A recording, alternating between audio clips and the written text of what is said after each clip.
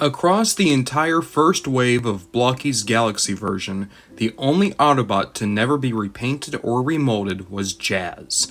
Every other character, including Optimus Prime, has at least one repaint out there. Many of them had that repaint or remold in the same wave. And even though the Datsuns are always going to be similar to Jazz, he has a unique build that has never been replicated, which is only fitting given the fact that there's no one alive like Jazz. Sporting the most paint apps of anyone across all of Wave 1, with a pitch-perfect head sculpt and numerous tiny details to really flesh out things like the door wings, Jazz is one of the most striking figures in Blokees to this very day. 4 waves deep, and he's still one of the better looking car robots, and one of the better looking bots in general.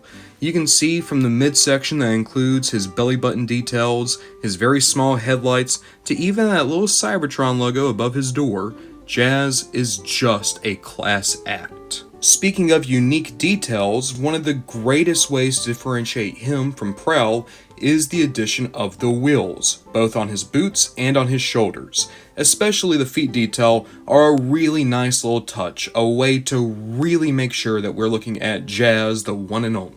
I will also say this, whereas many characters seem like they fit the Blokees aesthetic, Jazz exudes the Blokees aesthetic. They gave him a sense of smoothness and organic posing that no other car robot has really been able to match. You don't even have to pose him for him to be posing, he just looks good in whatever stance you put him in. Even better, unlike Megatron, Jazz has great articulation that isn't impaired. Ball joint at the head, ball joint at the shoulder, good swivel here at the elbow as well as a hinge, ball joint at the wrist, swivel at the waist, ball joint at the hip, good hinge down here for the knee as well as a cut, and a ball joint for the ankle. You can even move the doors up and down to make them more expressive. Speaking of the doors, if you would like a more cartoon accurate Jazz, you can take off the doors and pop off the tires. And even though you have these little nubs there, you now have a completely G1 accurate Jazz with none of the usual kibble. Again, when it comes to Blokees, the greatest thing they can give you is options. Options for a different aesthetic, and in the case of Jazz, options for a different design for the character entirely. Alongside the optional pieces, you also have a display stand, 2 clenched fists for holding guns, and a unique pistol mold.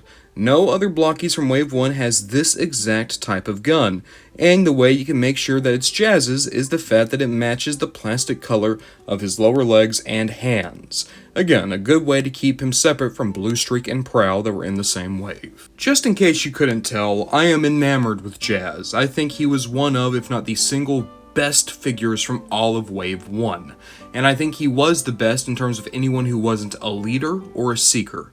Jazz is an incredibly fun build that's still unique all these waves later and gives you one of the most rewarding figures to mess with. A fun Jazz is a Jazz unlike any other, and I've had so much fun just putting this guy in silly poses, making him look like a surfer or a dancer, or just good old-fashioned Jazz out there busting some Deceptichops. I love the Jazz, and I still think that he can hold his head up high as one of the best Blokees on the market.